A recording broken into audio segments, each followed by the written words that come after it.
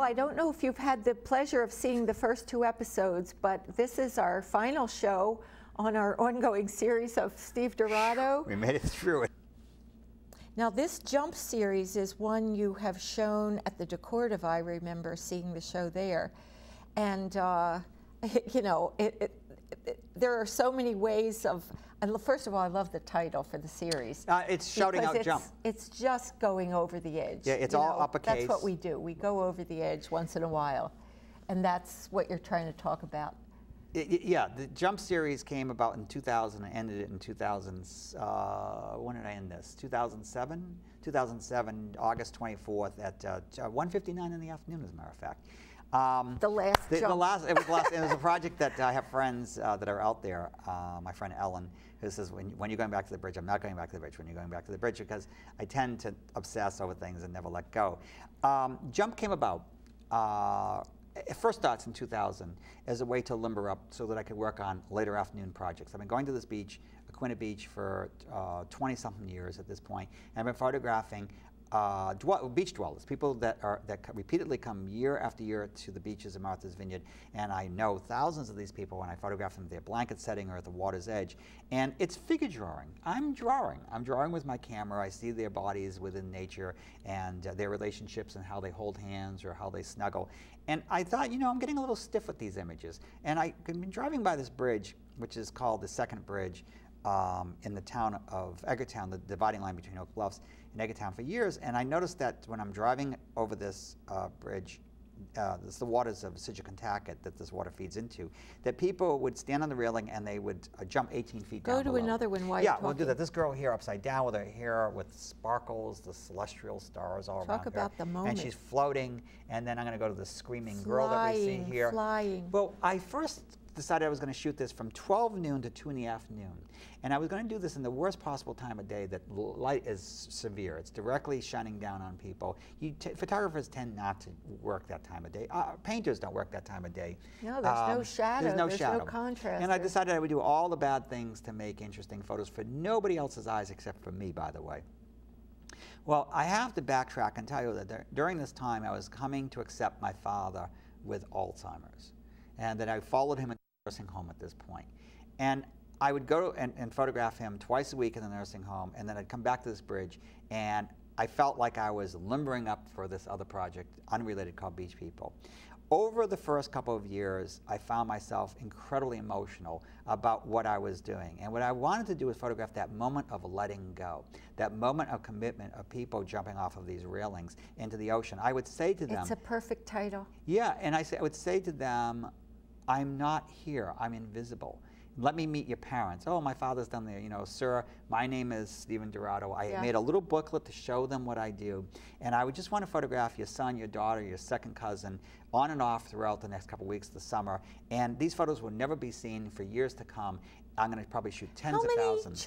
How many shots would you get? I shot 10,000 photos. But I mean, you can only get one shot or two, can't you? I'm not actually. One jump. I have to back. I didn't use this camera. I tried, but I went to a camera that did fit my hand, but it was still very bulky and almost inaccessible.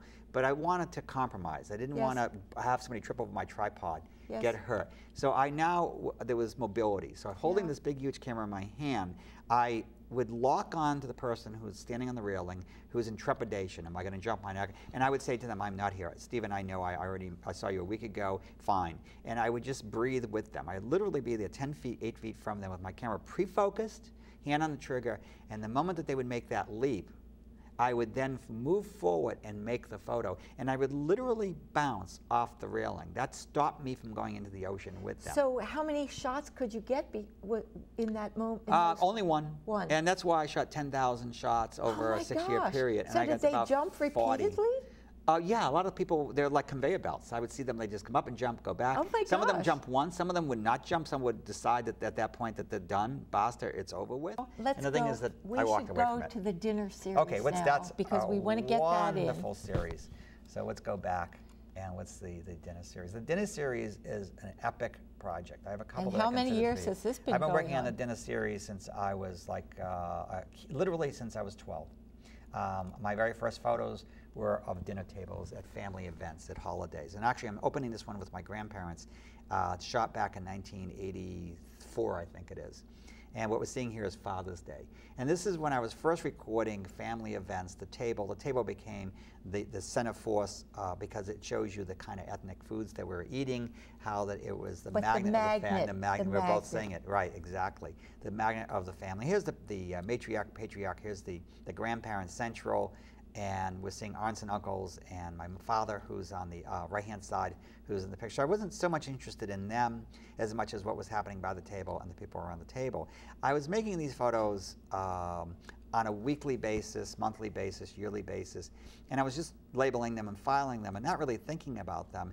And then what happened was that by about... Because you wanted records of your people? Yeah, my family, and I was thinking of it that way. And then in 1990, I think it is, I made this photo without people, but yet it's about people. And it's on Martha's Vineyard, and it's a table, and it's what I call a lover's photo.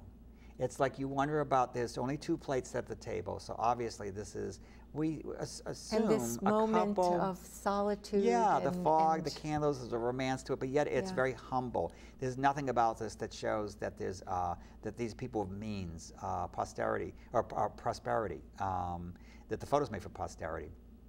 That it's a very sweet moment. Are they off for a walk? Are they preparing other items to bring to the table? It's a very inviting environment. The window has its own framed art, this wonderful, incredible landscape. And I started thinking about them differently. The juxtaposition of the inside and the outside. Yeah. And even the misty quality that you're within a warm, dry place.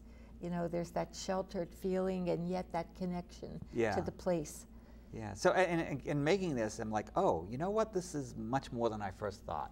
So, and then I started looking at Caravaggio, who I brought up earlier, and I've been looking at Van Gogh. I've been looking at all of these different painters. I've been also watching films, a lot of film noir. Were you ever thinking about the whole postmodern thing that was like on everybody's... You know, I'm always wondering if we're all postmodernists to some degree, in a sense that I'm rehashing, rethinking our history. But this one is more obviously so. Yeah, you know, like but it's not... Quoting Caravaggio. If you look at The Potato Eaters by Van Gogh, and you look at this image, you will be in shock how similar they are. Yeah.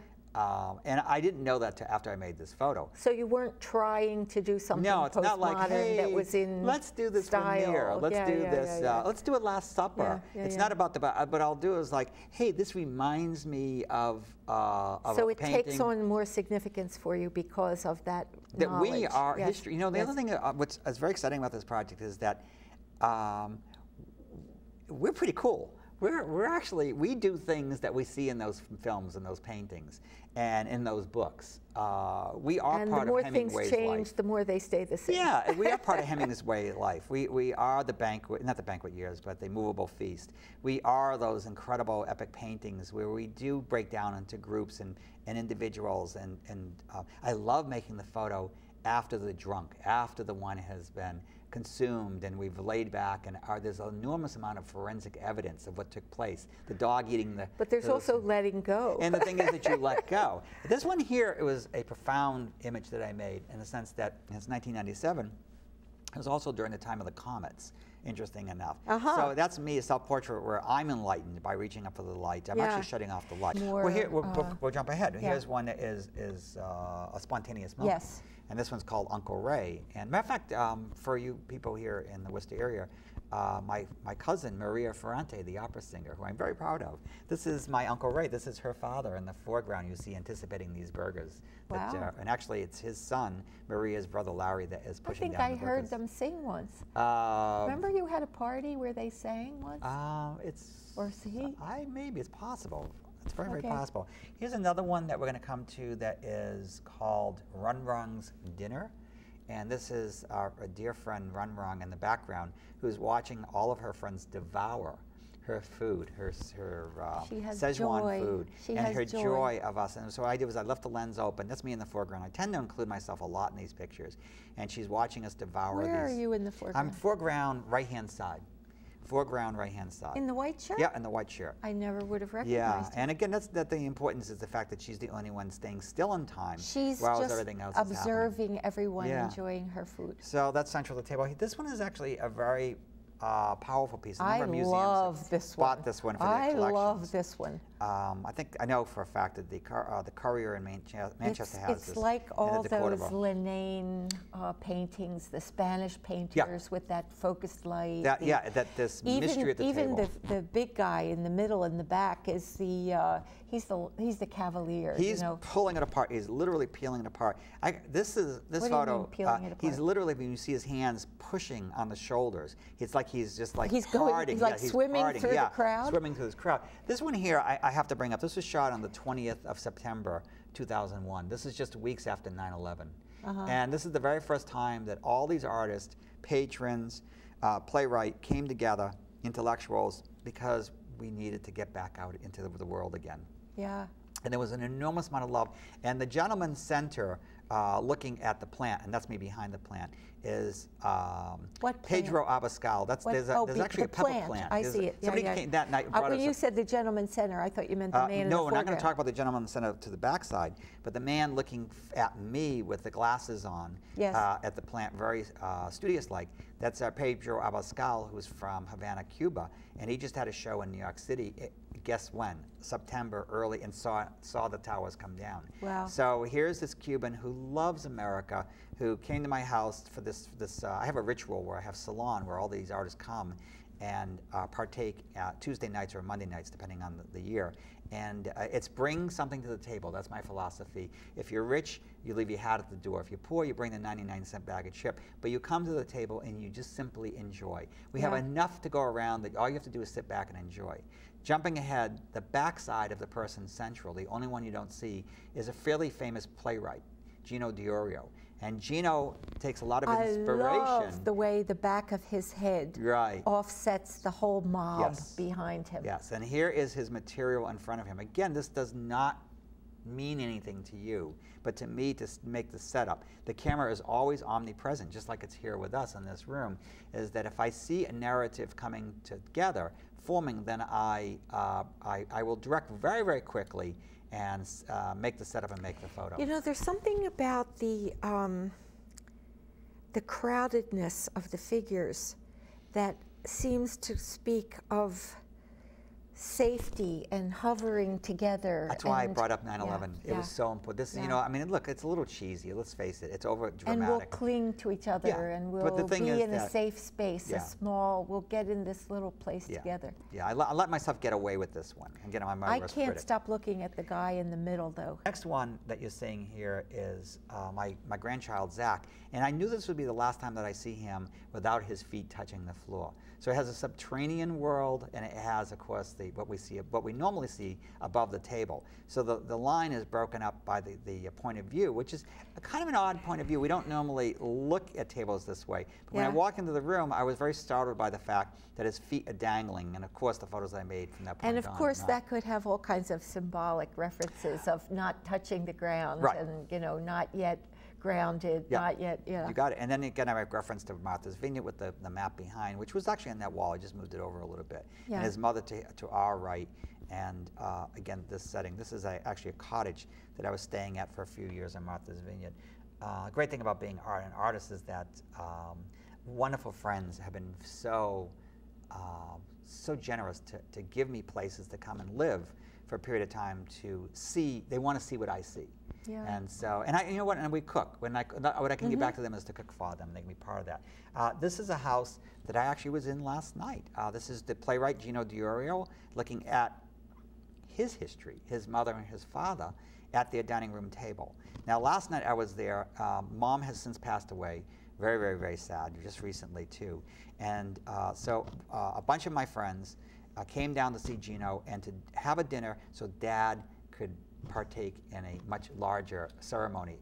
And be in a group. Mourning, and be in a group because he's mourning right now. How wonderful. I didn't make a still photo. I made a short film. And that's where I'm going now. Oh, we're going to get to the films at some point. I don't know when, but but we'll hopefully get to the films. Here's another one. Now, go through these very quick now. This is in Providence, Rhode Island. This is John Petro, the artist, with his girlfriend that you see, and significant. And my wife, Donna, reading a phone book. And she was literally reading a phone book about how many Petros. The name Petro is very common in Providence. And so she's going through that. Jack Sykes is in this photo. And so you have all these wonderful artists in this wonderful studio loft that you see. This next one, we So come back. Pietro is in Providence? John is, was in Providence. Recently he's moved to Connecticut, and now he's in I see. Connecticut right now. This next one is Zach again. His feet are now touching the ground, but he's growing older. He's in a stage of defiance. So here's this child who's turning away from the family and looking back away from them while mom is putting food in his plate. He has his own ideas. He's at that age where he has his own. And by the way, film noir is an inspiration where I did literally wet down the pavement here for this cookout. And I left a hose in the picture as kind of a pun. And it's also a beautiful line on the right-hand side. This next one is a birthday. I think it's a 68th birthday for Michael and my dear friend and his family and my wife on the left-hand side. And they're all singing songs. Happy birthday. Now, the last series I think we have time for here, perhaps, is the one on your dad and what has been occupying so much of your time recently. Yeah, this project, working title was Alzheimer's. Dad, what was it called? It was Dad with Alzheimer's, and that was working title. And he has since passed back in December, and I changed it to With Dad. And because, you know, when you're working on a project, you're too close to it to really know what's going on. But my father had symptoms of Alzheimer's 20 years ago in his life. He was in his late 60s and early 60s, and something was just off. Just a tiny bit of, remember we talked about him being an artist and a perfectionist, and that was kind of slipping a bit. And at first I thought it was depression, or it was just a lot of time on his hands, and he was just kind of forgetting about details. But it became worse and worse. And I asked my father that, Dad, I'm going to come every week and just photograph you. I'm going to make an appointment. He said to me, why are you making an appointment? You photograph us all the time anyways. You've been doing it since you were 12 years old. Why do you? I said, no, I need to make an appointment. It's a very definitive way of working with a series of portraits that I'd like to carry through for forever with you. Fine. So I started doing that. I started coming at the beginning once every 2 weeks, and then once every weekend. As he became gradually he was slipping away from us, that I picked up the speed of the project. And it was a sense of fear. It might be a good time to show one of the videos Oh, of perfect. you going Yeah. to the. So let's Yeah. show that now. There you go.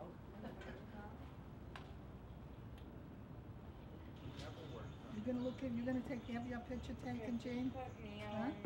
You're gonna look at Steven so he can take your picture? Huh? That hand right there that you're just holding flat. And I think just with one hand. Just like Yeah, that? like that. With that. Like- Or how? I'm trying to see whatever's comfortable. Actually, that's good. Pulling his fingers apart. Yeah. Try with both. You can do both. And let me take a look at that. Sun's coming back out. Stay still.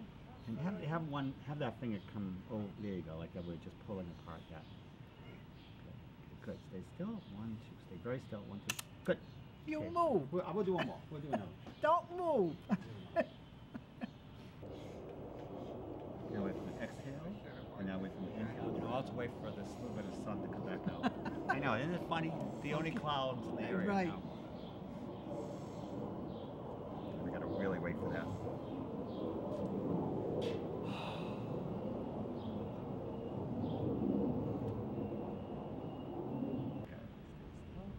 One, two, and good. That was good. That was excellent. Good, you did good job, G. Very good.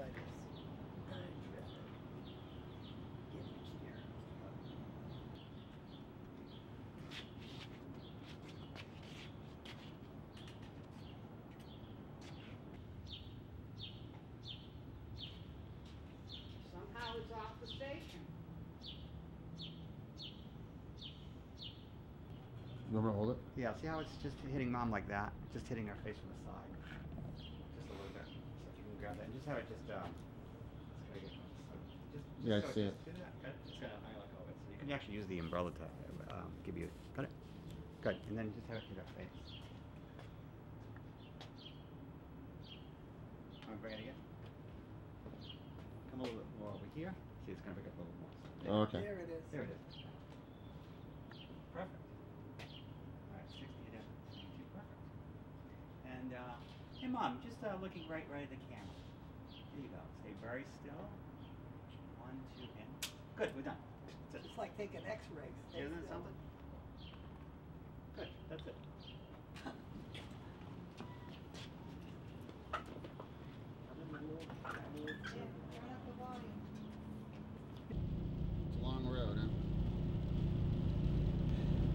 metaphorically You can- about Dad, or, yeah. or the road going to Marlboro? Yeah, just, I It's a mean, really long road for Dad, that's for sure. and for us. Yeah, you know, who's it easier for? Dad's going to be 82 in August. I think he's going to make it. Whatever that is, making it. Yeah. Wow.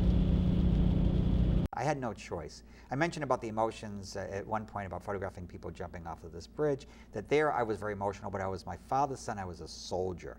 So to backtrack, I'm going to show you a couple of these images now. So we're starting with one in 1994 where I knew something was wrong. And so here I am, design-wise, I'm entrapping my mother and father, the family unit, Yes. to our left, my right, and I'm inspecting the camera, they're inspecting the camera, and I'm doing basically a figure study of the two of them.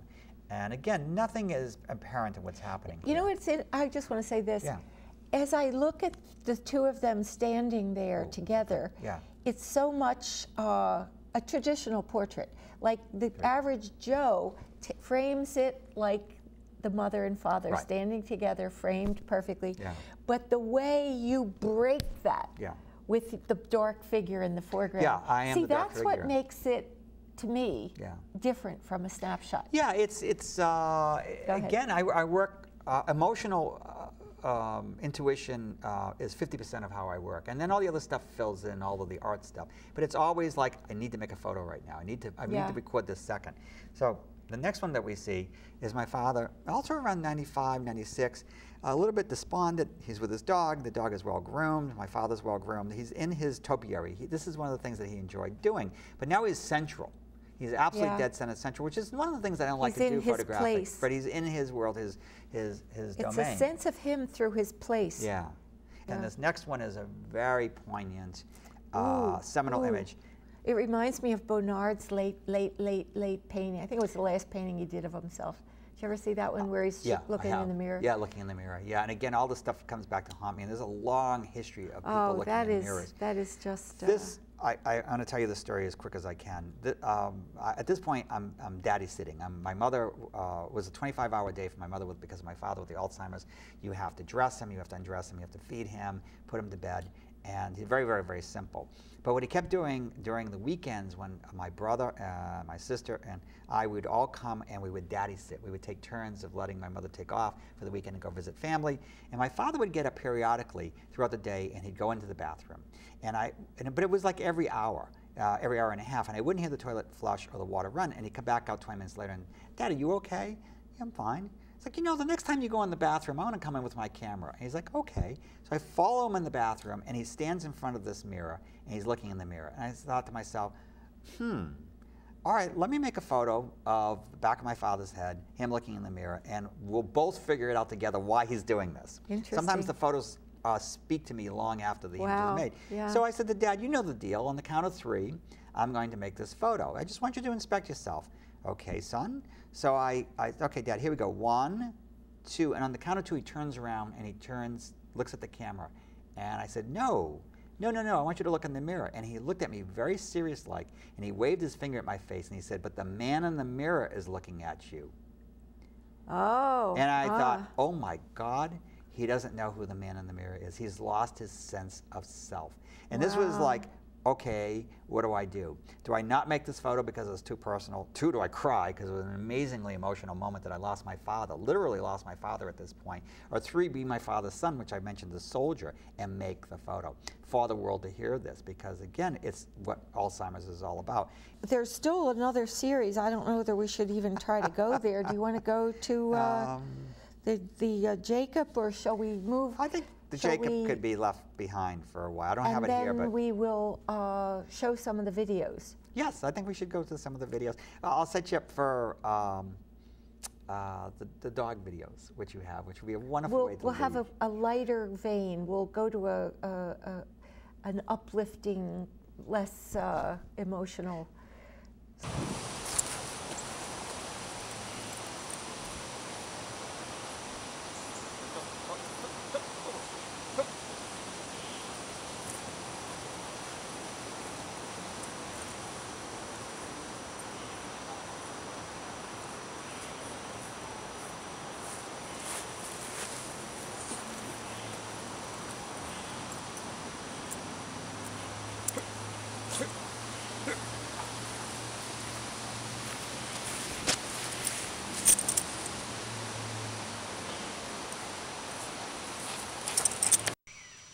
Okay, Frank, you want to go for a walk? You want to go for a walk? Come on, let's go for a walk. Hey. Hey, you goo. Hey, you goo. What are you doing? Huh? What are you doing? Frank, this isn't what I call a walk. This is what I call dragging Frankie. Huh? You going out for a drag? Come on. Hey. Frank.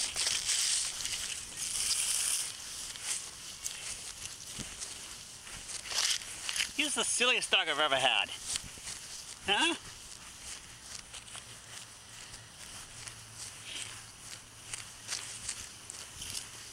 You really perfected this. All right. Get up. Frank, I think we're done. I think we're toast. Come on, get up. So dragging Frankie, and I think you have 4 different versions of this. I think also. that on YouTube, One my with brother does music. music. My brother writes the music and edits, actually, and then this one is the uncut version we're Was going that to. his original song? My brother is an amazingly talented person. I can't tell you how much I've enjoyed looking at your work. I had almost forgotten how much I loved it. Thank you so much. It's been a pleasure sharing Thank you. and looking at it through your eyes and hearing your comments. It was my honor, really. But I really appreciate your time, and thanks a million. Again, thank you a million. Thanks for joining us today for our program, and I hope you'll come back and join us again next time for another episode of Arts and Ideas.